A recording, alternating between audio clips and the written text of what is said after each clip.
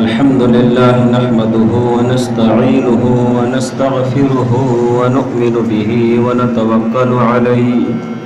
ونعوذ بالله من شرور أنفسنا ومن سيئات أعمالنا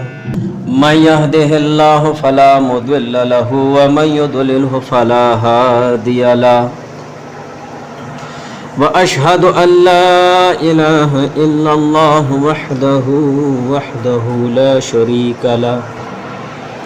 وأشهد أن سيدنا وسندنا وحبيبنا ومولانا محمدا عبده ورسوله قال الله تبارك وتعالى في كلامه المجيد والفرقان الحميد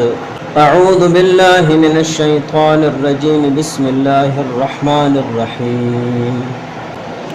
إن عدة الشهور عند الله 12 شهرا في كتاب الله يوم خلق السماوات والأرض منها 4 حرم ذلك الدين القيم فلا تظلموا فيهن أنفسكم صدق الله العلي العظيم قال الله تبارك وتعالى في شان حبيبه إن الله وملائكته يصلون على النبي يا أيها الذين آمنوا صلوا عليه وسلموا تسليما درود اللهم صل على محمد كما تحب وترضى له رب اشرح لي صدري ويسر لي أمري واحلل عقدة من لساني يفقه قولي سبحانك لا علم لنا إلا ما علمتنا إنك أنت العليم الحكيم سامعین محترم، ذی الحج کا مہینہ تقریباً اپنے اختتام پر ہے اور ذی الحج یہ اسلامی سال کا آخری مہینہ ہے اور یہ بات ذکر ہو گئی تھی کہ جب یہ اسلام کا آخری مہینہ ہے تو ہر مومن مسلمان کی ذمہ داری بنتی ہے کہ وہ اپنی زندگی پر ایک نظر ڈالے، ایک طائرانہ اور سرسری نظر ڈالے کہ میری زندگی سے 1 سال کم ہو گیا ہے اور یہ ذی الحج کا آخری مہینہ ہے، اور یہ سوچے اور نظر کرے جو سال گزر گئے میری زندگی سے میں نے اس میں کیا پایا اور کیا کھویا ہے، کیا میں نے ایسے اعمال کیے ہیں جو اللہ تعالیٰ کے قریب ہوتا چلا جا رہا ہوں یا ایسے اعمال کیے جو اللہ تعالیٰ سے دور ہوتا چلا جا رہا ہوں۔ اور ذی الحج کا مہینہ یہ امت محمدیہ صلی اللہ علیہ وسلم کو ایک بہت بڑا عظیم الشان سبق دیتا ہے، اور اسی طرح محرم الحرام کا مہینہ بھی انشاءاللہ اس پر ذکر کریں گے کہ یہ کیا سبق دیتا ہے۔ بہرحال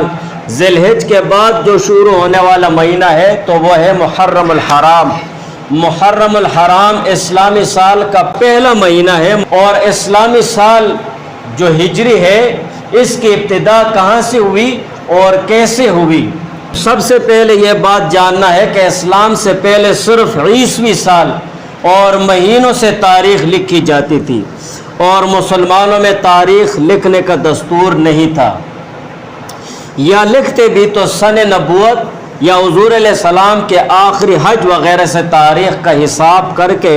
باقاعدہ سن مقرر کیا جاتا تھا۔ البتہ اہل عرب کے ہاں مختلف واقعات مشہور تھے، مختلف جنگیں مشہور تھی جن کی بنیاد پر تاریخ کا اندازہ لگایا جاتا تھا، اور جن میں سے مشہور واقعات اور جنگیں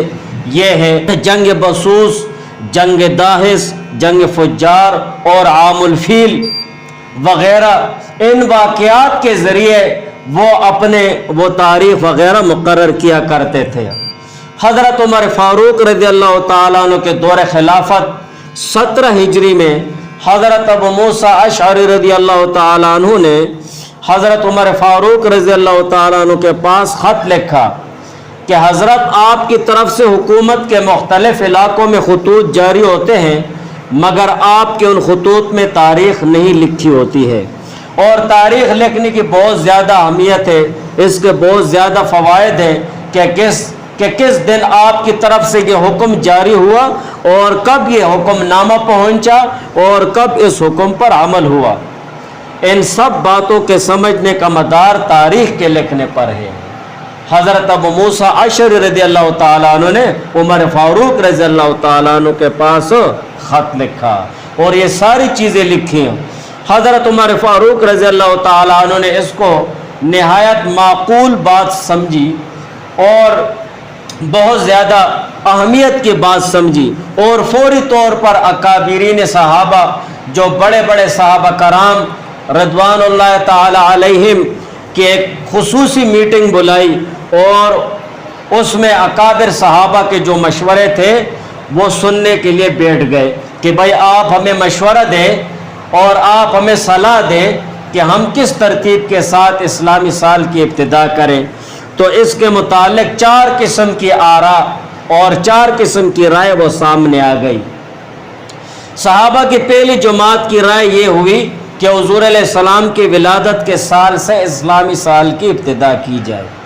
دوسری جماعت کی رائے یہ ہوئی کہ نبوت کے سال سے اسلامی سال کی ابتدا کی جائے، اور تیسری جماعت کی رائے یہ ہوئی کہ ہجرت سے اسلامی سال کی ابتدا کی جائے۔ چوتھی جماعت کی رائے یہ ہوئی کہ حضور علیہ السلام کی وفات سے اسلامی سال کی ابتدا کی جائے۔ ان چاروں قسم کی آراء کو حضرت عمر فاروق رضی اللہ تعالیٰ عنہ نے سنا، اور اس کے بعد عمر رضی اللہ تعالیٰ عنہ نے فیصلہ سنایا کہ حضور علیہ السلام کی پیدائش اور ولادت سے یا نبوت سے اسلامی سال کی ابتدا کرنے میں اختلاف سامنے ہو سکتا ہے، اس لیے کہ ولادت اور نبوت کے دن قطعی طور پر اس وقت متعین نہیں ہے، بلکہ اختلاف ہے، اور وفات سے شروع کرنا اس لیے مناسب نہیں ہے کہ وفات کا سال اسلام اور مسلمانوں کے لیے غم اور صدمے کا سال ہے، اسی وجہ سے اس سے بھی شروع نہیں کرتے ہیں۔ لہٰذا رہ گیا ہجرت کا سال، ہجرت سے شروع کرنا ہے، لہٰذا عمر فاروق رضی اللہ تعالیٰ عنہ نے فرمایا کہ ہجرت سے اسلامی سال کی ابتدا کی جائے، اور پھر اس کی خوبیاں بھی فرمائی، خوبیاں بھی بیان فرمائی، اچھائیاں بھی۔ عمر رضی اللہ تعالیٰ عنہ نے فرمایا کہ ہجرت سے حق اور باطل واضح ہو گیا تھا۔ ہجرت کے سال حضور علیہ السلام نے مکہ مکرمہ سے مدینہ منورہ ہجرت فرمائی، اور باقاعدہ وہاں جا کر مدینہ منورہ میں اسلامی ریاست کا وجود آیا، اور وہاں سے پھر پوری دنیا کو وہ صحابہ پھیل گئے تھے اور اسلام پھیل گیا تھا۔ اسی سال میں اسلام کو عزت ملی، اس لیے کفار ہار گئے تھے، اور یہی وہ سال ہے جس میں حضور علیہ السلام اور مسلمان امن و سکون کے ساتھ بغیر خوف و خطر کی عبادت کرنے لگ گئے مدینہ منورہ میں، اور اسی سال مسجد نبوی کی بنیاد بھی رکھی گئی۔ ان تمام خوبیوں کی بنا پر تمام اکابر صحابہ کا اتفاق اور اجماع اس بات پر ہوا کہ ہجرت کے سال ہی سے اسلامی سال کی ابتدا کی جائے۔ لہٰذا سال کے مہینے کی ابتدا میں بھی اکابر صحابہ کی مختلف آراء سامنے آ گئیں کہ اسلامی سال کی ابتدا وہ ہجرت سے کی جائے، لیکن اسلامی سال کی ابتدا کس مہینے سے کی جائے، اس کے متعلق بھی 4 قسم آراء وہ صحابہ نے پیش کی عمر فاروق رضی اللہ تعالیٰ عنہ کے سامنے۔ ایک جماعت نے یہ مشورہ دیا کہ اسلامی سال کی ابتدا رجب کے مہینے سے کی جائے، اور دوسری جماعت نے یہ بتایا کہ رمضان کے مہینے سے اسلامی سال کی ابتدا کی جائے، اور تیسری جماعت نے یہ مشورہ دیا کہ اسلامی سال کی ابتدا محرم الحرام کے مہینے سے کی جائے، اور اسی طرح چوتھی جماعت نے یہ مشورہ دیا کہ ربیع الاول سے ابتدا کی جائے۔ حضرت عمر فاروق رضی اللہ تعالیٰ عنہ نے سب آراء اور اسی طرح جن جن صحابہ نے مشورہ دیا سب کی آراء و سنی اور مشورہ احترام سے سنا، اور آخر میں فیصلہ فرما دیا کہ محرم الحرام کے مہینے سے اسلامی سال کے مہینے کی ابتدا ہونی چاہیے۔ اس پر تمام صحابہ کا اتفاق اور اجماع ہوا کہ سال کے مہینے کی ابتدا محرم الحرام سے اور اسلامی سال کی ابتدا ہجرت سے ہوگی۔ تو اس وقت سے یہ عمر فاروق رضی اللہ تعالیٰ عنہ کے دور خلافت سے 7 ہجری میں وہ باقاعدہ اسلامی سال کی ابتدا ہجرت سے ہو گئی ہے، اسی وجہ سے ہم ہجری لکھتے ہیں، اور اسلامی سال کی ابتدا مہینوں میں سے محرم الحرام سے ہو گئی ہے، تو یہ عمر فاروق رضی اللہ تعالیٰ عنہ کی سنت ہے۔ اور انہی 12 مہینوں کو اللہ تعالیٰ نے قرآن پاک میں ذکر فرمایا، ان عدت الشہور عند اللہ 12 شہرا فی کتاب اللہ یوم خلق السماوات والارض۔ ان عدت الشہور، بے شک مہینوں کی گنتی، عند اللہ، اللہ تعالیٰ کے نزدیک، 12 شہرا، یہ 12 مہینے ہیں، فی کتاب اللہ، اللہ تعالیٰ کی کتاب، اللہ تعالیٰ کے حکم میں، اور لوح محفوظ میں ازل سے یہ بات لوح محفوظ میں لکھی گئی کہ وہ مہینوں کی گنتی یہ 12 ہے، یوم خلق السماوات والارض، جس دن سے اللہ تعالیٰ نے زمینوں اور آسمان کو پیدا فرمایا، یعنی ازل سے یہ بات لوح محفوظ میں لکھی گئی کہ مہینوں کی گنتی یہ 12 ہے، لیکن مہینوں کی تعیین اور ترتیب اور اسی طرح دوسرے اس کے جو وہ احکام وغیرہ ہیں، تعیین اور ترتیب، یوم خلق السماوات والارض، یہ اس وقت ہوئے جس وقت اللہ تعالیٰ نے زمین اور آسمانوں کو پیدا فرمایا۔ جب زمین اور آسمانوں کو اللہ تعالیٰ نے پیدا فرمایا تو ان مہینوں کو تعیین اور ترتیب وہ مقرر کر دی گئی۔ منہا اربعۃ حرم، اور ان 12 مہینوں میں سے 4 مہینے حرمت والے ہیں اور ادب اور احترام والے مہینے ہیں۔ جو 4 مہینے ادب اور احترام والے ہیں تو وہ ہیں ذی القعدہ اور ذی الحجہ کا مہینہ اور محرم الحرام اور رجب کا مہینہ، یہ 4 مہینے ادب اور احترام کے ہیں۔ انہا اربعۃ حرم، کہ ان 4 مہینوں کو ادب اور احترام والے مہینے کیوں کہے جاتے ہیں؟ اس طرح کہہ دو، ان مہینوں کو حرمت والا کیوں کہا جاتا ہے، یا اس طرح کہو کہ ان 4 مہینوں کو ادب اور احترام والے مہینے کیوں کہے جاتے ہیں؟ تو اس کی 2 وجوہات ہیں۔ ایک وجہ، ان مہینوں کو ادب اور احترام اور حرمت والا اس لیے کہا جاتا ہے کہ ان 4 مہینوں میں قتل و قتال حرام کیا گیا تھا، قتل و قتال، لڑائی وغیرہ حرام کر دی گئی تھی۔ یہی وجہ ہے کہ مشرکین عرب زمانے جاہلیت میں بھی ان 4 مہینوں کا ادب اور احترام کیا کرتے تھے، اور اسلام آنے کے بعد ان 4 مہینوں کا ادب اور احترام اور بھی بہت زیادہ بڑھ گیا، اور زمانے جاہلیت میں مشرکین عرب ان 4 مہینوں میں قتل اور قتال نہیں کیا کرتے تھے، بلکہ یہاں تک کہ اگر کسی نے کسی کا باپ مارا ہوتا تو اپنے باپ کے قاتل کو بھی ہاتھ نہیں لگاتا ان 4 مہینوں میں، اس لیے کہ اس کا ادب اور احترام کیا کرتے تھے کہ اس میں جنگ و قتال وہ حرام ہے اور ناجائز ہے۔ دوسرا، ان مہینوں کو ادب اور احترام والا اس لیے کہا جاتا ہے کہ اس میں اللہ تعالیٰ کی عبادت کثرت کے ساتھ کی جائے اور گناہوں سے بچا جائے۔ جو پہلا حکم ہے تو شریعت اسلام کے ساتھ پہلا حکم منسوخ ہو گیا ہے، قتل و قتال والا حکم منسوخ ہو گیا۔ اگر کہیں پر خدا نخواستہ مسلمانوں پر غیر مسلم چڑھائی کرنے لگ جائے اور لڑائی پر اتر آئے اور محرم کا مہینہ ہو تو ہم ان کے ساتھ لڑیں گے، اس لیے کہ قتل اور قتال کا یہ حکم منسوخ ختم ہو گیا ہے۔ لڑائی تو اس میں جائز ہو گئی ہے شریعت کے حوالے سے، لیکن جو دوسرا حکم ہے ادب اور احترام والا، اور ان مہینوں میں روزے رکھے جائیں، ان مہینوں میں عبادت کثرت سے کی جائے اور ان مہینوں میں گناہوں سے خصوصیت کے ساتھ بچا جائے، تو یہ حکم اب بھی باقی ہے اور قیامت تک باقی رہے گا۔ اور یہ جو دوسرا حکم ہے ادب اور احترام کا عبادت کے لحاظ سے، تو شریعت اسلام میں اس کو اور بھی زیادہ ترجیح دے دی گئی ہے کہ ان مہینوں کا ادب اور احترام کیا جائے۔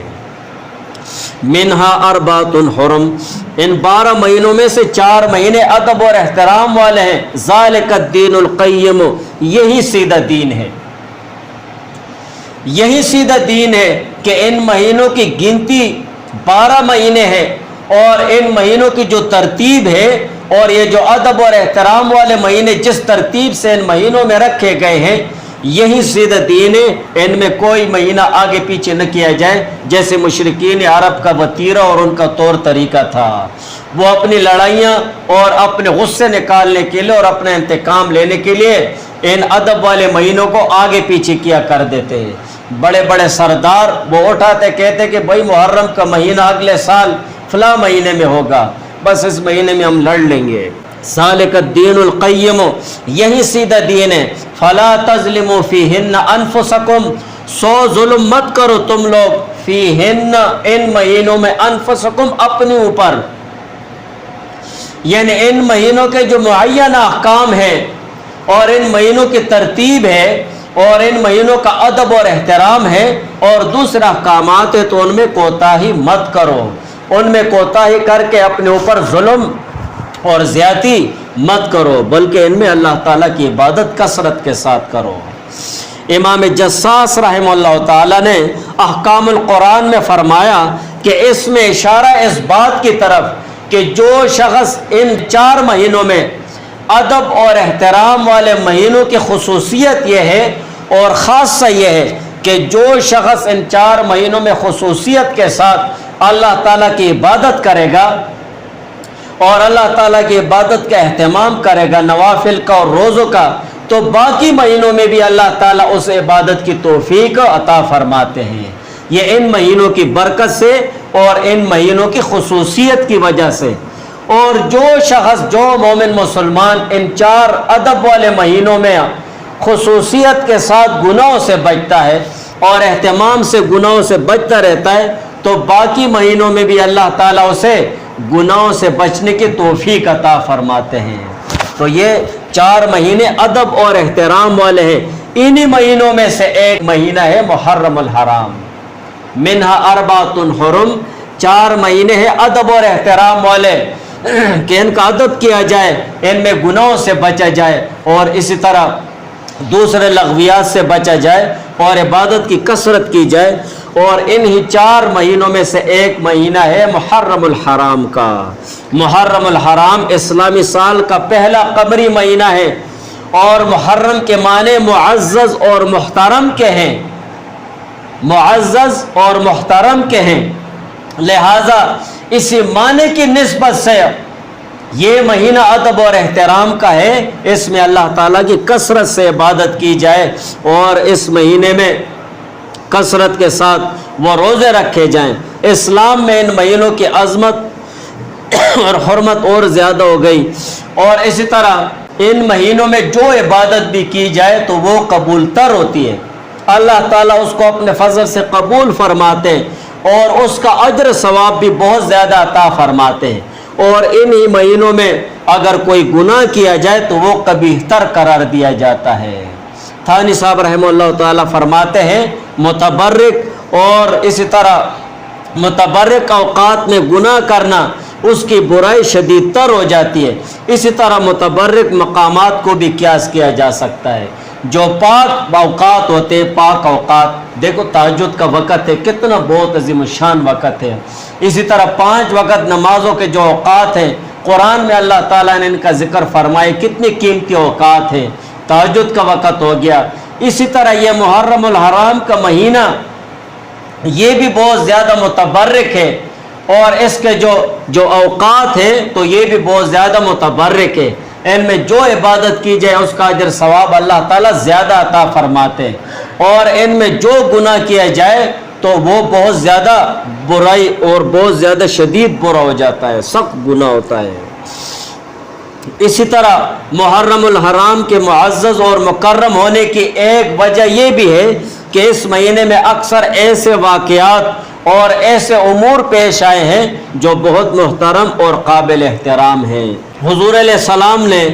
ماہ محرم الحرام کی بہت بڑی عظمت بیان فرمائی ہے۔ حضرت ابو ہریرہ رضی اللہ تعالیٰ عنہ سے روایت ہے، قال رسول اللہ صلی اللہ علیہ وسلم کہ حضور علیہ السلام نے فرمایا، افضل الصیام بعد رمضان شہر اللہ المحرم، کہ رمضان کے بعد سب سے بہترین روزہ شہر اللہ المحرم، وہ اللہ تعالیٰ کے مہینہ محرم الحرام کا روزہ ہے۔ رمضان کے بعد بہترین روزہ محرم الحرام کا ہے۔ وَأَفْضَلُ الصَّلَاةِ بَعْدَ الْفَرِيضَةِ صلاۃ اللیل، اور اسی طرح فرض نماز کے بعد بہترین نماز صلاۃ اللیل، وہ رات کی نماز ہے۔ تہجد کی نماز ہے۔ حضرت علی رضی اللہ تعالیٰ عنہ سے روایت ہے وَسَأَلَهُ رَجُلٌ کہ علی رضی اللہ تعالیٰ عنہ سے ایک شخص نے پوچھا أَيُّ شَهْرٍ تَأْمُرُنِي أَنْ أَصُومَ بَعْدَ شَهْرِ رمضان کہ آپ رمضان کے بعد مجھے کس مہینے میں روزے رکھنے کا حکم دیتے؟ فقال له تو شخص کو علی رضی اللہ تعالیٰ عنہ نے فرمایا ما سمعت احدا يسأل عن هذا الا رجلا سمعته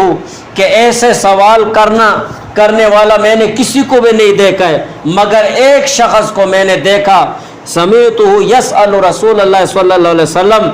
میں نے دیکھا کہ ایک شخص نے حضور علیہ السلام سے سوال کیا وَأَنَا قَائِدٌ عِنْدَهُ اور اس وقت میں حضور علیہ السلام کے پاس بیٹھا ہوا تھا فقال تو شخص نے کہا یا رسول اللہ ایو شہر تأمرنی ان اصوم بعد شہر رمضان کہ آپ مجھے رمضان کے مہینے کے بعد کون سے مہینے میں روزہ رکھنے کا حکم دیتے ہیں؟ قال تو حضور علیہ السلام نے فرمایا ان کنت صائما بعد شہر رمضان اگر آپ رمضان کے بعد روزہ رکھنا چاہتے فصم المحرم تو محرم الحرام کے مہینے میں روزے رکھو فإنه شہر اللہ اس لیے کہ محرم الحرام یہ اللہ تعالیٰ کا مہینہ ہے فیہ یوم اس میں ایک ایسا دن ہے تاب اللہ فی علی قوم کہ اللہ تعالیٰ نے اس دن ایک قوم یعنی بنی اسرائیل کی توبہ قبول فرمائی اس میں ایک ایسا دن ہے 10 محرم الحرام 10 محرم الحرام کا دن مراد ہے یوم عاشوراء تاب اللہ فی علی قوم جس میں اللہ تعالیٰ نے بنی اسرائیل کی توبہ قبول فرمائے وَيَتُوبُ فِي عَلَىٰ قَوْمٍ آخَرِينَ اور دوسرے لوگوں کی توبہ قبول فرمائے گا۔ تو محرم الحرام یہ بہت برکت اور عزت اور احترام والا مہینہ ہے۔ اسی طرح حضرت انس رضی اللہ تعالیٰ عنہ سے حضور علیہ السلام کا ارشاد نقل ہے کہ جس نے محرم الحرام کے 3 دن جمعرات جمعہ ہفتہ روزہ رکھا اس کے لیے 60 سال کی عبادت کا ثواب لکھ دیا جائے گا۔ اس مہینے میں روزوں کا اہتمام کثرت کے ساتھ ہونا چاہیے۔ حضرت ابن عباس رضی اللہ تعالیٰ عنہما سے روایت ہے قال رسول اللہ صلی اللہ علیہ وسلم کہ حضور علیہ السلام نے فرمایا من صام یوم عرفۃ کان لہ کفارۃ سنتین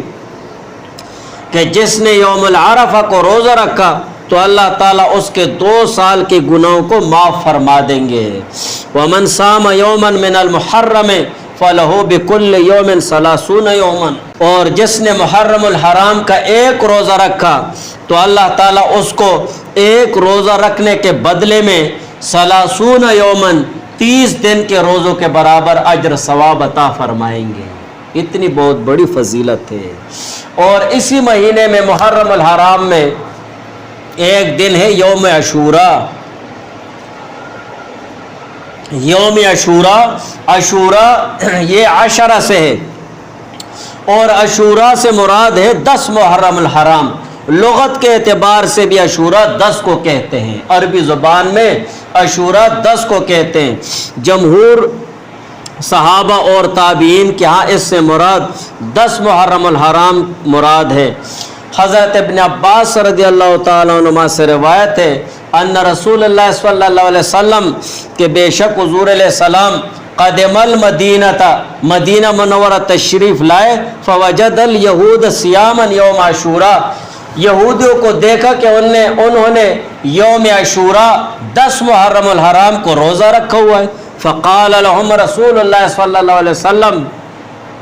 تو حضور علیہ السلام نے ان سے فرمایا ما ھذا الیوم الذی تصومونہ یہ کیسا دن ہے کہ آپ لوگوں نے اس دن روزہ رکھا ہوا ہے؟ فقالوا تو انہوں نے عرض کیا ھذا یوم عظیم یہ بہت بڑا عظیم الشان دن ہے انجى اللہ فیہ موسیٰ وقومہ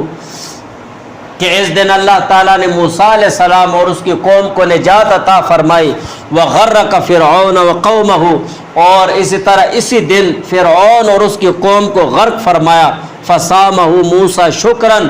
سو موسیٰ علیہ السلام نے شکرانے کے طور پر اس دن روزہ رکھا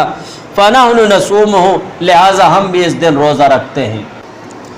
فقال رسول اللہ صلی اللہ علیہ وسلم تو حضور علیہ السلام نے فرمایا فَنَحْنُ أَحَقُّ وَأَوْلَى بِمُوسَى مِنْكُمْ کہ ہم تم لوگوں سے زیادہ حقدار ہیں اور بہت زیادہ قریب موسیٰ علیہ السلام کے.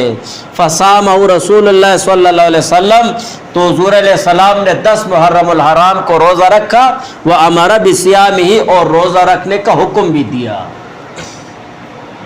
یہ جو واقعہ ہے تو یہ ہجرت کے ابتدائی دنوں کا ہے.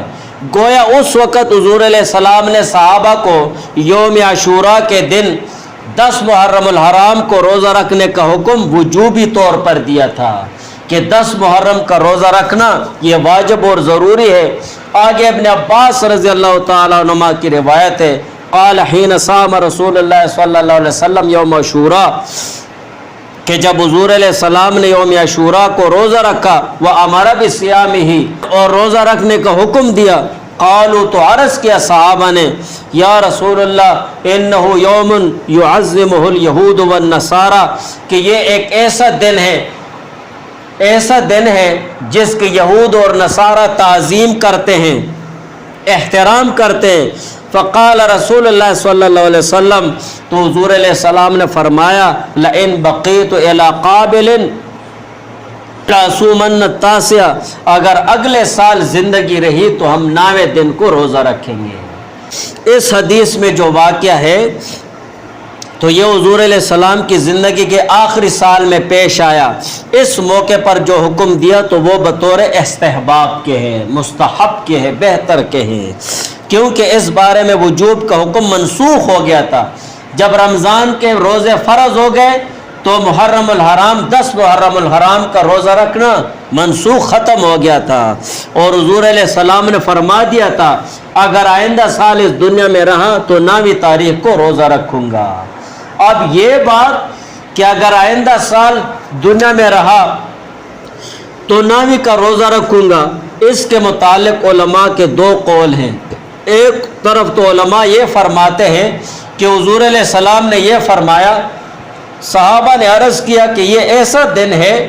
جس کو یہود اور نصارہ تعظیم اور احترام سے دیکھتے ہیں، لہٰذا حضور علیہ السلام نے فرما دیا ہم 9ویں کو روزہ رکھیں گے، 10ویں کو نہیں رکھیں گے. اور یا مطلب یہ ہے کہ یہ یہودی اور نصارہ اس دن روزہ رکھتے ہیں اور اس دن کی تعظیم اور احترام کرتے ہیں، لہٰذا 9ویں کے ساتھ اور 10ویں کے ساتھ ہم 9ویں کا بھی روزہ رکھ لیں گے.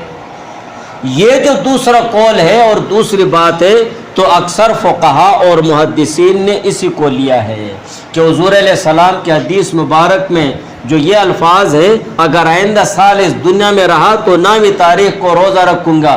اس کا مطلب اور مقصد یہ ہے کہ یہودیوں کے ساتھ مشابہت نہ ہے، لہٰذا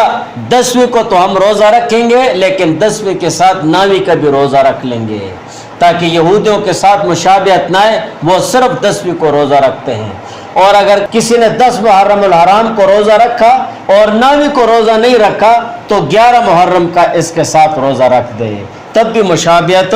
نہیں آئے گی. لیکن آج کل یہ مشابہت نہیں ہے. یہی وجہ ہے عوام میں جو یہ بات مشہور ہے کہ 10 محرم الحرام کا روزہ رکھنا نہیں ہوتا ہے تو وہ اس طور پر ہے. یہ جو نہیں ہوتا ہے تو یہ غلط ہے. یوں کہو 10 محرم الحرام کا روزہ اگر کسی نے اکیلے رکھ دیا ہے تب بھی جائز ہے، بالکل ہو گیا، لیکن نامناسب طریقے سے ہو گیا. کیسے نامناسب ہو؟ نامناسب طریقے سے ایسے کہ حضور علیہ السلام نے فرمایا یہودیوں کے ساتھ مشابہت نہ آئے تو آپ 10ویں کے ساتھ 9ویں کا روزہ رکھ دیں یا 10ویں کے ساتھ 11ویں کا روزہ رکھ دیں. اور اگر کسی نے صرف 10 محرم کا روزہ رکھ دیا تب بھی غنیمت جانو، شکر کرو، 10 محرم کا بھی کافی ہے. اور ابو قتادہ رضی اللہ تعالیٰ عنہ سے روایت ہے حضور علیہ السلام سے پوچھا گیا عن صیام یوم عاشوراء 10 محرم الحرام کے روزے کے متعلق، فقال یکفر السنۃ الماضیہ یہ جو 10 محرم الحرام کا روزہ ہے تو اس کے رکھنے سے یکفر السنۃ الماضیہ گزشتہ سال کی گناہوں کو اللہ تعالیٰ معاف فرما دیتے ہیں. اور 10 محرم الحرام دیکھو 10 محرم الحرام کو روزہ رکھو اور روزہ رکھ کر اپنے اہل و عیال پر رزق میں فراوانی کرو، اپنے ماتختوں میں فراوانی کرو، تو اللہ تعالیٰ سارا سال آپ کے رزق میں وسعت دیں گے۔ یہ بھی ایک وظیفہ ہے۔ ہم وظائف کرتے ہیں کہ ہمارے رزق میں وسعت آئے، ہمارا رزق بڑھ جائے، ہمارے پاس مال دولت بڑھ جائے، تو یہ بھی ایک وظیفہ ہے۔ اور وظیفہ کیسے؟ ابو ہریرہ رضی اللہ تعالیٰ عنہ سے روایت ہے ان رسول اللہ صلی اللہ علیہ وسلم کہ بے شک حضور علیہ السلام نے فرمایا من اوسع علی عیالہ و اہل یوم عاشوراء، جس نے اپنے اہل و عیال پر 10 محرم الحرام کو رزق میں وسعت کیا اور کھانے پینے میں فراوانی کی، اوسع اللہ علیہ سائر سنتہ، تو سارا سال اللہ تعالیٰ اس پر فراوانی فرمائیں گے۔ جابر رضی اللہ تعالیٰ عنہ سے بھی روایت ہے قال سمعت رسول اللہ صلی اللہ علیہ وسلم کہ میں نے حضور علیہ السلام کو سنا یقول فرمایا من وسع علی نفسہ و اہلہ، جس نے 10 محرم الحرام کو اپنے آپ پر اور اپنے اہل و عیال پر خرچ زیادہ کر دیا اور رزق میں فراوانی کر دی، وسع اللہ علیہ سائر سنتی، اللہ تعالیٰ سارا سال اس پر اس کے مال دولت میں فراوانی فرمائیں گے، اس کے رزق میں زیادتی فرمائیں گے۔ لہٰذا حدیث ابو ہریرہ سے اور دوسرے حدیث سے ثابت ہوا کہ 10 محرم الحرام کو اپنے اوپر اور اپنے اہل و عیال اور ملازمین وغیرہ پر عام دنوں کے مقابلے میں نان نفقہ یعنی کھانے پینے اور لباس اور پوشاک اور دیگر ضروریات زندگی کے متعلق فراخی کرنا اچھی بات ہے اور ایک مباح عمل ہے، ایک اچھی بات ہے۔ اللہ تعالیٰ تمہارے رزق میں بھی فراوانی اور برکت اللہ تعالیٰ عطا فرمائیں گے، لیکن اس کو باقاعدہ عمومی دعوت کی شکل نہ دی جائے، اس طور پر نہیں کہ بس اس دن میں آپ دعوتیں کریں۔ آپ اس طرح کریں، اس دن روزہ رکھو، گھر میں اگر ایک آدمی بھی روزہ رکھ لے غنیمت جانو، کوئی بھی روزہ رکھ لے اور اس روزہ دار کا خیال رکھو، گھر میں آپ تھوڑے سے وسعت کر دیں، کھانے پینے میں آپ کے اہل و عیال ہیں، آپ کے ماتحت ہیں، یا اسی طرح آپ کے اور کوئی وہ ملازمین ہیں، یا اسی طرح آپ کے ساتھ کام کاج کرنے والے ہیں، آپ ان کو بھی اپنے ساتھ شامل کر لیں، اور تو اللہ تعالیٰ آپ کو سارا سال آپ کے رزق میں خیر اور برکت عطا فرمائیں گے۔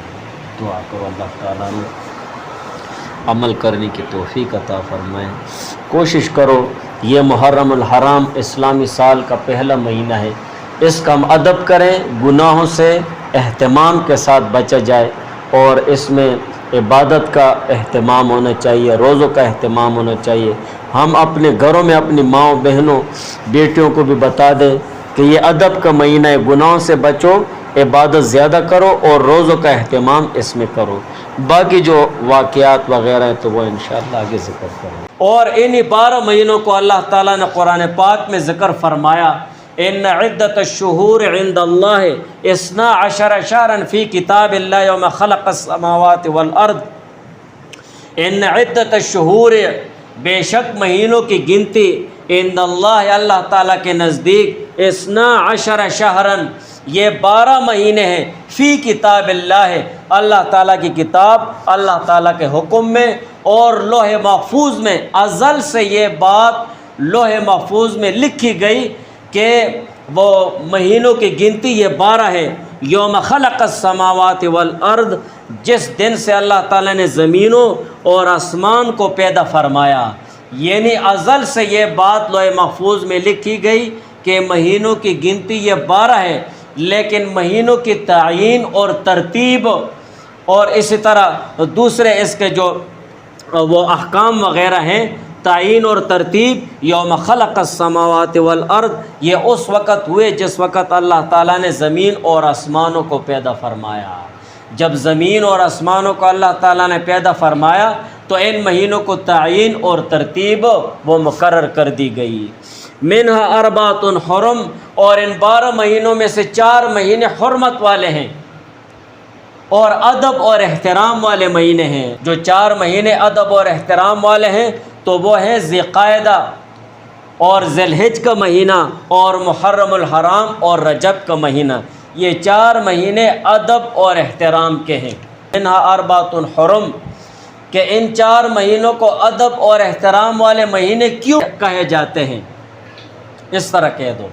ان مہینوں کو حرمت والا کیوں کہا جاتا ہے؟ یا اس طرح کہو کہ ان 4 مہینوں کو ادب اور احترام والے مہینے کیوں کہے جاتے ہیں؟ تو اس کی 2 وجوہات ہیں۔ ایک وجہ ان مہینوں کو ادب اور احترام اور حرمت والا اس لیے کہا جاتا ہے کہ ان 4 مہینوں میں قتل و قتال حرام کیا گیا تھا، قتل و قتال، لڑائی وغیرہ حرام کر دی گئی تھی۔ یہی وجہ ہے کہ مشرکین عرب زمانے جاہلیت میں بھی ان 4 مہینوں کا ادب اور احترام کیا کرتے تھے، اور اسلام آنے کے بعد ان 4 مہینوں کا ادب اور احترام اور بھی بہت زیادہ بڑھ گیا، اور زمانے جاہلیت میں مشرکین عرب ان 4 مہینوں میں قتل اور قتال نہیں کیا کرتے تھے، بلکہ یہاں تک کہ اگر کسی نے کسی کا باپ مارا ہوتا تو اپنے باپ کے قاتل کو بھی ہاتھ نہیں لگاتا ان 4 مہینوں میں، اس لیے کہ اس کا ادب اور احترام کیا کرتے تھے کہ اس میں جنگ و قتال وہ حرام ہے اور ناجائز ہے۔ دوسرا، ان مہینوں کو ادب اور احترام والا اس لیے کہا جاتا ہے کہ اس میں اللہ تعالیٰ کی عبادت کثرت کے ساتھ کی جائے اور گناہوں سے بچا جائے۔ جو پہلا حکم ہے تو شریعت اسلام کے ساتھ پہلا حکم منسوخ ہو گیا ہے، قتل و قتال والا حکم منسوخ ہو گیا۔ اگر کہیں پر خدا نخواستہ مسلمانوں پر غیر مسلم چڑھائی کرنے لگ جائے اور لڑائی پر اتر آئے اور محرم کا مہینہ ہو تو ہم ان کے ساتھ لڑیں گے، اس لیے کہ قتل اور قتال کا یہ حکم منسوخ ختم ہو گیا ہے۔ لڑائی تو اس میں جائز ہو گئی ہے شریعت کے حوالے سے، لیکن جو دوسرا حکم ہے ادب اور احترام والا، اور ان مہینوں میں روزے رکھے جائیں، ان مہینوں میں عبادت کثرت سے کی جائے اور ان مہینوں میں گناہوں سے خصوصیت کے ساتھ بچا جائے، تو یہ حکم اب بھی باقی ہے اور قیامت تک باقی رہے گا۔ اور یہ جو دوسرا حکم ہے ادب اور احترام کا عبادت کے لحاظ سے، تو شریعت اسلام میں اس کو اور بھی زیادہ ترجیح دے دی گئی ہے کہ ان مہینوں کا ادب اور احترام کیا جائے۔ منہا اربعۃ حرم، ان 12 مہینوں میں سے 4 مہینے ادب اور احترام والے ہیں۔ ذالک الدین القیم، یہی سیدھا دین ہے، یہی سیدھا دین ہے کہ ان مہینوں کی گنتی 12 مہینے ہیں، اور ان مہینوں کی جو ترتیب ہے اور یہ جو ادب اور احترام والے مہینے جس ترتیب سے ان مہینوں میں رکھے گئے ہیں، یہی سیدھا دین ہے۔ ان میں کوئی مہینہ آگے پیچھے نہ کیا جائے، جیسے مشرکین عرب کا وتیرہ اور ان کا طور طریقہ تھا۔ وہ اپنی لڑائیاں اور اپنے غصے نکالنے کے لیے اور اپنا انتقام لینے کے لیے ان ادب والے مہینوں کو آگے پیچھے کیا کر دیتے ہیں۔ بڑے بڑے سردار وہ اٹھاتے، کہتے کہ بھائی محرم کا مہینہ اگلے سال فلاں مہینے میں ہوگا، بس اس مہینے میں ہم لڑ لیں گے۔ ذالک الدین القیم،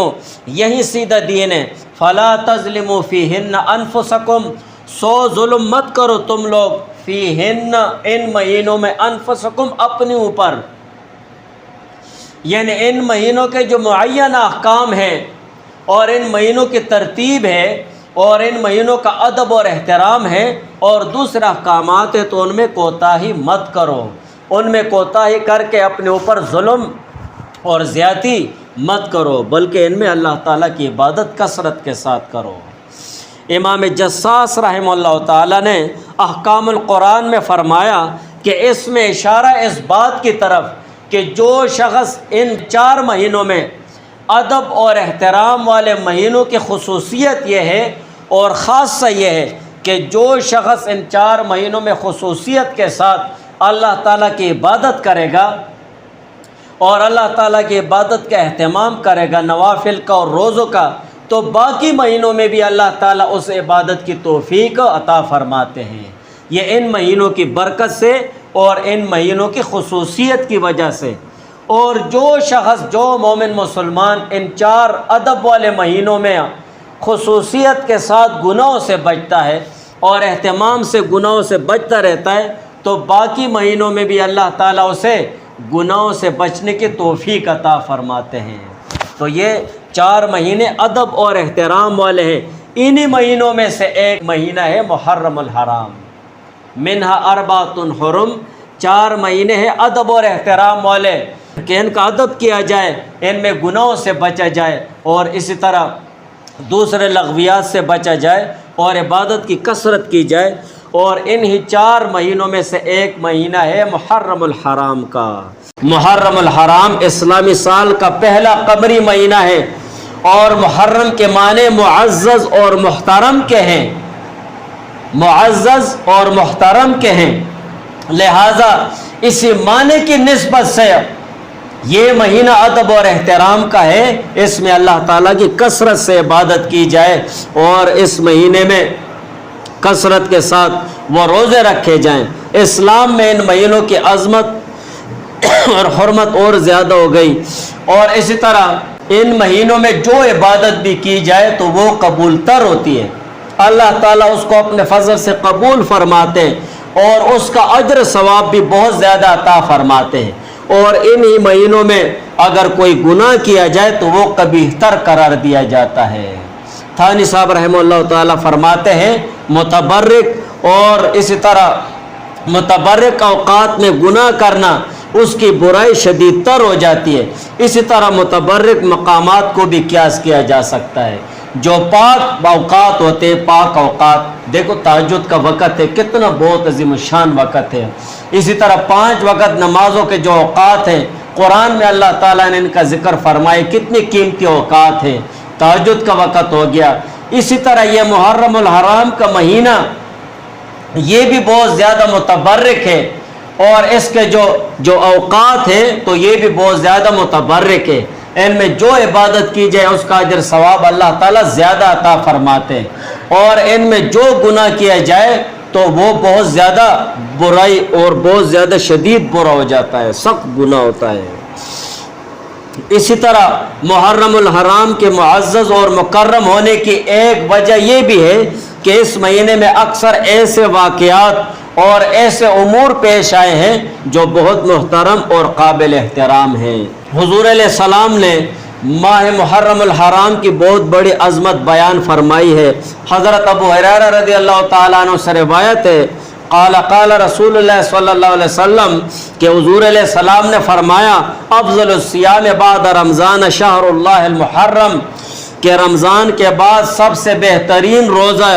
شہر اللہ المحرم، وہ اللہ تعالیٰ کے مہینہ محرم الحرام کا روزہ ہے۔ رمضان کے بعد بہترین روزہ محرم الحرام کا ہے۔ وَأَفْضَلُ الصَّلَاةِ بَعْدَ الْفَرِيضَةِ صلاۃ اللیل، اور اسی طرح فرض نماز کے بعد بہترین نماز صلاۃ اللیل، وہ رات کی نماز ہے، تہجد کی نماز ہے۔ حضرت علی رضی اللہ تعالیٰ عنہ سے روایت ہے، وَسَأَلَهُ رَجُلٌ، کہ علی رضی اللہ تعالیٰ عنہ سے ایک شخص نے پوچھا، أَيُّ شَهْرٍ تَأْمُرُنِي أَنْ أَصُومَ بَعْدَ شَهْرِ رمضان، کہ آپ رمضان کے بعد مجھے کس مہینے میں روزے رکھنے کا حکم دیتے؟ فقال له، تو شخص کو علی رضی اللہ تعالیٰ عنہ نے فرمایا، ما سمعت احدا يسأل عن هذا الا رجلا سمعته، کہ ایسے سوال کرنے والا میں نے کسی کو بھی نہیں دیکھا ہے مگر ایک شخص کو میں نے دیکھا، سمعته يسأل رسول اللہ صلی اللہ علیہ وسلم، میں نے دیکھا کہ ایک شخص نے حضور علیہ السلام سے سوال کیا، وَأَنَا قَائِدٌ عِنْدَهُ، اور اس وقت میں حضور علیہ السلام کے پاس بیٹھا ہوا تھا۔ فقال، تو شخص نے کہا، یا رسول اللہ، أَيُّ شَهْرٍ تَأْمُرُنِي أَنْ أَصُومَ بَعْدَ شَهْرِ رمضان، کہ آپ مجھے رمضان کے مہینے کے بعد کون سے مہینے میں روزہ رکھنے کا حکم دیتے ہیں؟ قال، تو حضور علیہ السلام نے فرمایا، ان کنت صائما بعد شہر رمضان، اگر آپ رمضان کے بعد روزہ رکھنا چاہتے ہیں، فصم المحرم، تو محرم الحرام کے مہینے میں روزہ رکھو۔ فإنه شہر اللہ، اس لیے کہ محرم الحرام یہ اللہ تعالیٰ کا مہینہ ہے، فیہ یوم، اس میں ایک ایسا دن ہے، تاب اللہ فی علی قوم، کہ اللہ تعالیٰ نے اس دن ایک قوم یعنی بنی اسرائیل کی توبہ قبول فرمائی۔ اس میں ایک ایسا دن ہے 10 محرم الحرام، 10 محرم الحرام کا دن مراد ہے یوم عاشوراء، تاب اللہ فی علی قوم، جس میں اللہ تعالیٰ نے بنی اسرائیل کی توبہ قبول فرمائے، وَيَتُوبُ فِي عَلَىٰ قَوْمٍ آخَرِينَ، اور دوسرے لوگوں کی توبہ قبول فرمائے گا۔ تو محرم الحرام یہ بہت برکت اور عزت اور احترام والا مہینہ ہے۔ اسی طرح حضرت انس رضی اللہ تعالیٰ عنہ سے حضور علیہ السلام کا ارشاد نقل ہے کہ جس نے محرم الحرام کے 3 دن جمعرات جمعہ ہفتہ روزہ رکھا اس کے لیے 60 سال کی عبادت کا ثواب لکھ دیا جائے گا۔ اس مہینے میں روزوں کا اہتمام کثرت کے ساتھ ہونا چاہیے۔ حضرت ابن عباس رضی اللہ تعالیٰ عنہما سے روایت ہے قال قال رسول اللہ صلی اللہ علیہ وسلم کہ حضور علیہ السلام نے فرمایا من صام یوم عرفہ کان لہ کفارۃ سنتین، کہ جس نے یوم العرفہ کو روزہ رکھا تو اللہ تعالیٰ اس کے 2 سال کے گناہوں کو معاف فرما دیں گے۔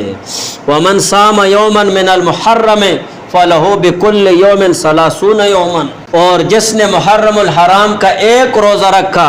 تو اللہ تعالیٰ اس کو 1 روزہ رکھنے کے بدلے میں 30 یومن 30 دن کے روزوں کے برابر اجر ثواب عطا فرمائیں گے۔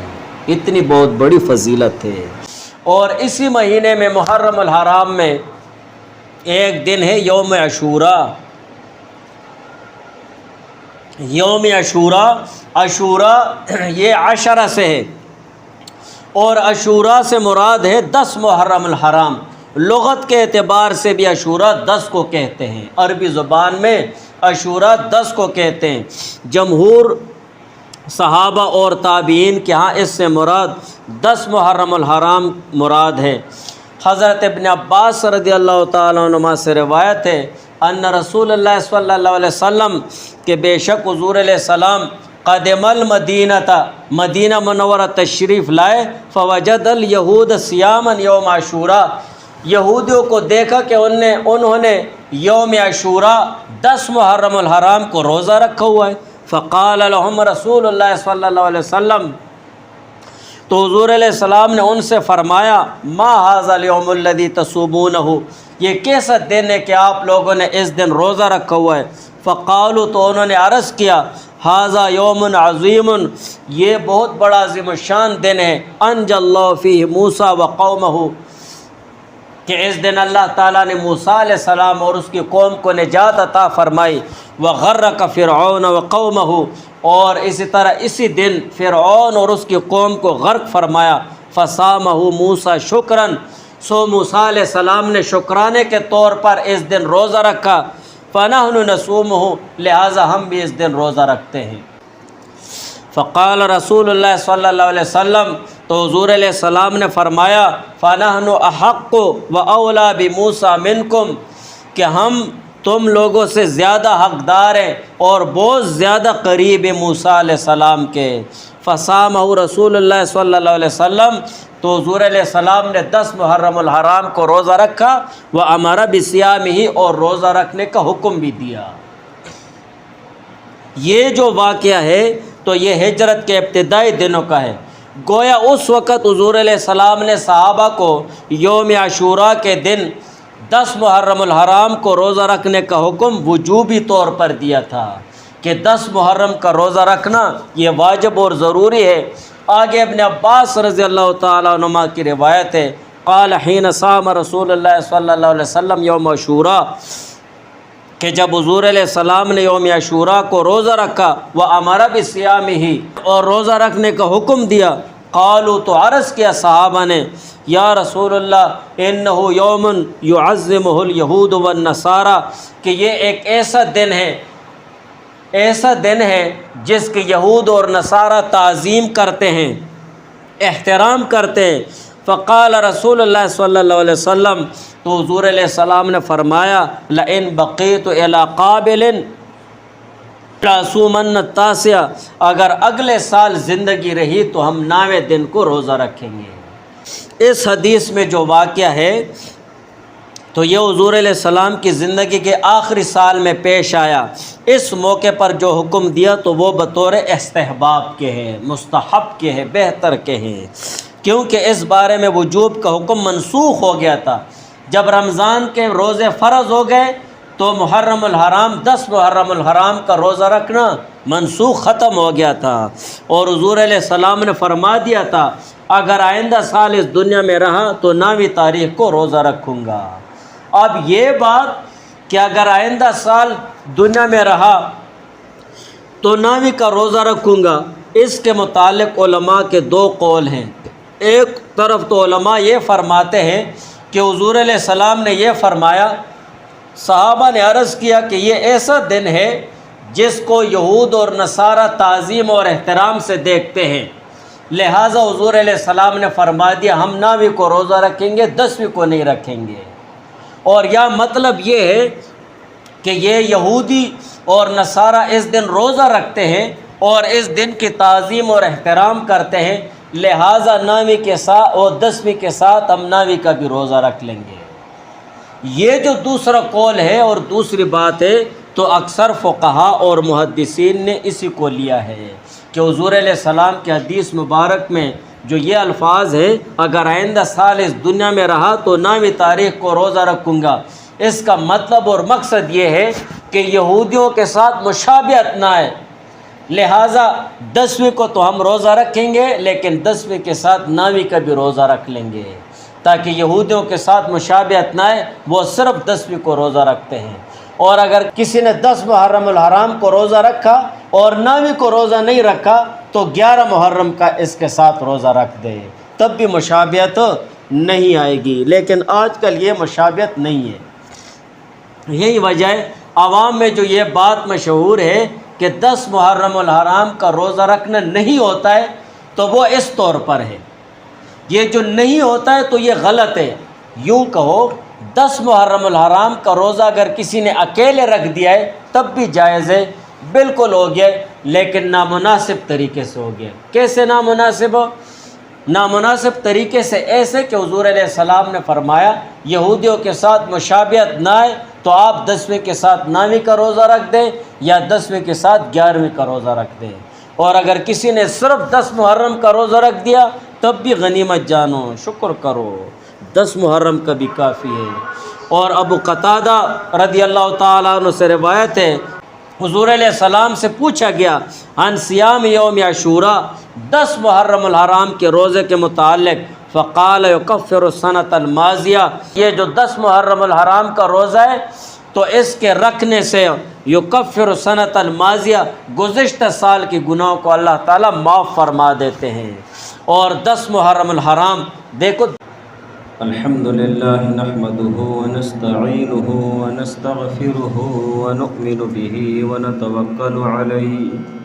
ونعوذ باللہ من شرور انفسنا ومن سیئات اعمالنا، من يهده اللہ فلا مضل له ومن يضلله فلا هادی له، وأشهد أن لا إله إلا الله وحده لا شريك له، وأشهد أن سيدنا وسندنا وحبيبنا ومولانا محمدا عبده ورسوله، قال الله تبارك وتعالى في كلامه المجيد والفرقان الحميد، اعوذ باللہ من الشیطان الرجیم، بسم اللہ الرحمن الرحیم،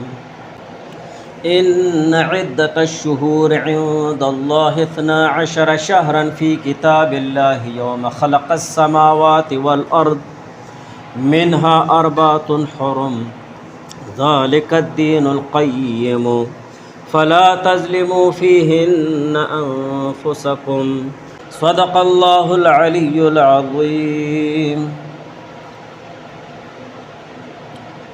قال اللہ تبارک و تعالی فی شان حبیبہ، ان اللہ وملائکتہ یصلون علی النبی یا ایہا الذین آمنوا صلوا علیہ وسلموا تسلیما، درود شریف۔ اللہم صل علی محمد کما تحب وترضى له، رب اشرح لی صدری ویسر لی امری واحلل عقدۃ من لسانی یفقهوا قولی، سبحانک لا علم لنا الا ما علمتنا انک انت العلیم الحکیم۔ سامعین محترم، ذی الحج کا مہینہ تقریباً اپنے اختتام پر ہے، اور ذی الحج یہ اسلامی سال کا آخری مہینہ ہے، اور یہ بات ذکر ہو گئی تھی کہ جب یہ اسلام کا آخری مہینہ ہے تو ہر مومن مسلمان کی ذمہ داری بنتی ہے کہ وہ اپنی زندگی پر ایک نظر ڈالے، ایک طائرانہ اور سرسری نظر ڈالے کہ میری زندگی سے 1 سال کم ہو گیا ہے اور یہ ذی الحج کا آخری مہینہ ہے، اور یہ سوچے اور نظر کرے جو سال گزر گئے میری زندگی سے میں نے اس میں کیا پایا اور کیا کھویا ہے۔ کیا میں نے ایسے اعمال کیے ہیں جو اللہ تعالیٰ کے قریب ہوتا چلا جا رہا ہوں، یا ایسے اعمال کیے جو اللہ تعالیٰ سے دور ہوتا چلا جا رہا ہوں۔ اور ذی الحج کا مہینہ یہ امت محمدیہ صلی اللہ علیہ وسلم کو ایک بہت بڑا عظیم الشان سبق دیتا ہے، اور اسی طرح محرم الحرام کا مہینہ بھی انشاءاللہ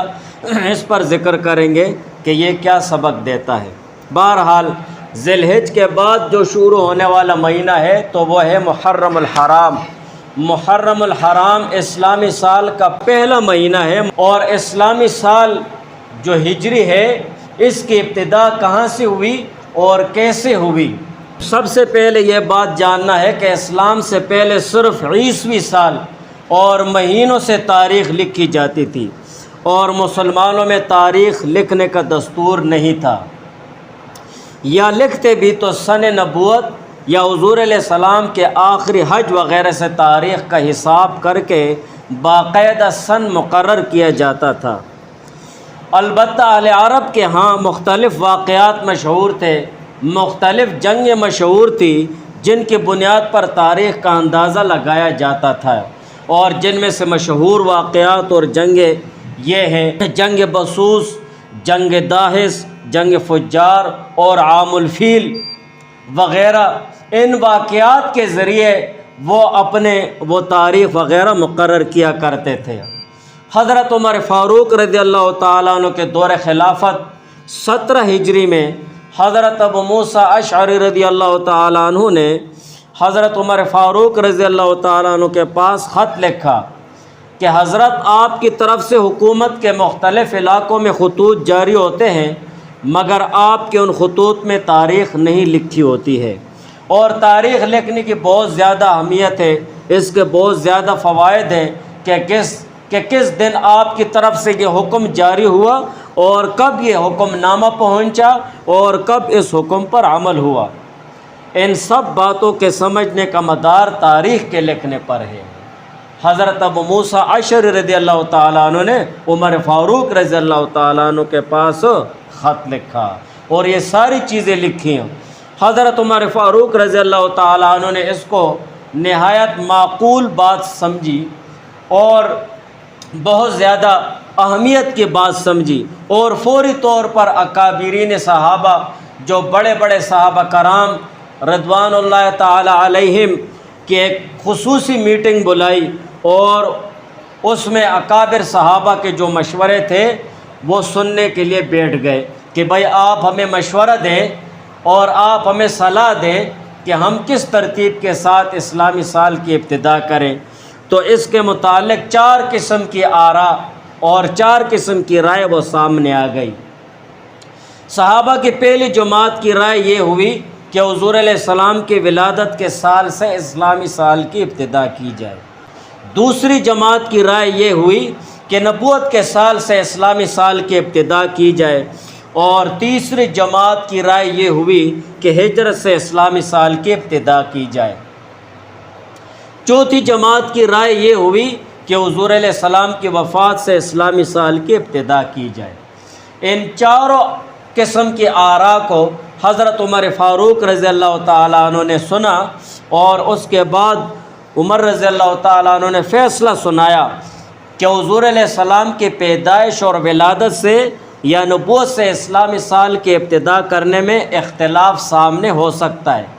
اس لیے کہ ولادت اور نبوت کے دن قطعی طور پر اس وقت متعین نہیں ہے، بلکہ اختلاف ہے، اور وفات سے شروع کرنا اس لیے مناسب نہیں ہے کہ وفات کا سال اسلام اور مسلمانوں کے لیے غم اور صدمے کا سال ہے، اسی وجہ سے اس سے بھی شروع نہیں کرتے ہیں۔ لہٰذا رہ گیا ہجرت کا سال، ہجرت سے شروع کرنا ہے، لہٰذا عمر فاروق رضی اللہ تعالیٰ عنہ نے فرمایا کہ ہجرت سے اسلامی سال کی ابتدا کی جائے، اور پھر اس کی خوبیاں بھی فرمائیں، خوبیاں بھی بیان فرمائی، اچھائیاں بھی۔ عمر رضی اللہ تعالیٰ عنہ نے فرمایا کہ ہجرت سے حق اور باطل واضح ہو گیا تھا۔ ہجرت کے سال حضور علیہ السلام نے مکہ مکرمہ سے مدینہ منورہ ہجرت فرمائی، اور باقاعدہ وہاں جا کر مدینہ منورہ میں اسلامی ریاست کا وجود آیا، اور وہاں سے پھر پوری دنیا کو وہ صحابہ پھیل گئے تھے اور اسلام پھیل گیا تھا۔ اسی سال میں اسلام کو عزت ملی، اسی لیے کفار ہار گئے تھے، اور یہی وہ سال ہے جس میں حضور علیہ السلام اور مسلمان امن و سکون کے ساتھ بغیر خوف و خطر کی عبادت کرنے لگ گئے مدینہ منورہ میں۔ اور اسی سال مسجد نبوی کی بنیاد بھی رکھی گئی۔ ان تمام خوبیوں کی بنا پر تمام اکابر صحابہ کا اتفاق اور اجماع اس بات پر ہوا کہ ہجرت کے سال ہی سے اسلامی سال کی ابتدا کی جائے۔ لہٰذا سال کے مہینے کی ابتدا میں بھی اکابر صحابہ کی مختلف آراء سامنے آ گئیں کہ اسلامی سال کی ابتدا وہ ہجرت سے کی جائے، لیکن اسلامی سال کی ابتدا کس مہینے سے کی جائے، اس کے متعلق بھی 4 قسم آراء وہ صحابہ نے پیش کی عمر فاروق رضی اللہ تعالیٰ عنہ کے سامنے۔ ایک جماعت نے یہ مشورہ دیا کہ اسلامی سال کی ابتدا رجب کے مہینے سے کی جائے، اور دوسری جماعت نے یہ بتایا کہ رمضان کے مہینے سے اسلامی سال کی ابتدا کی جائے، اور تیسری جماعت نے یہ مشورہ دیا کہ اسلامی سال کی ابتدا محرم الحرام کے مہینے سے کی جائے، اور اسی طرح چوتھی جماعت نے یہ مشورہ دیا کہ ربیع الاول سے ابتدا کی جائے۔ حضرت عمر فاروق رضی اللہ تعالیٰ عنہ نے سب آراء اور اسی طرح جن جن صحابہ نے مشورہ دیا سب کی آراء و سنی اور مشورہ احترام سے سنا، اور آخر میں فیصلہ فرما دیا کہ محرم الحرام کے مہینے سے اسلامی سال کے مہینے کی ابتدا ہونی چاہیے۔ اس پر تمام صحابہ کا اتفاق اور اجماع ہوا کہ سال کے مہینے کی ابتدا محرم الحرام سے اور اسلامی سال کی ابتدا ہجرت سے ہوگی۔ تو اس وقت سے یہ عمر فاروق رضی اللہ تعالیٰ عنہ کے دور خلافت سے 7 ہجری میں وہ باقاعدہ اسلامی سال کی ابتدا ہجرت سے ہو گئی ہے، اسی وجہ سے ہم ہجری لکھتے ہیں، اور اسلامی سال کی ابتدا مہینوں میں سے محرم الحرام سے ہو گئی ہے۔ تو یہ عمر فاروق رضی اللہ تعالیٰ عنہ کی سنت ہے۔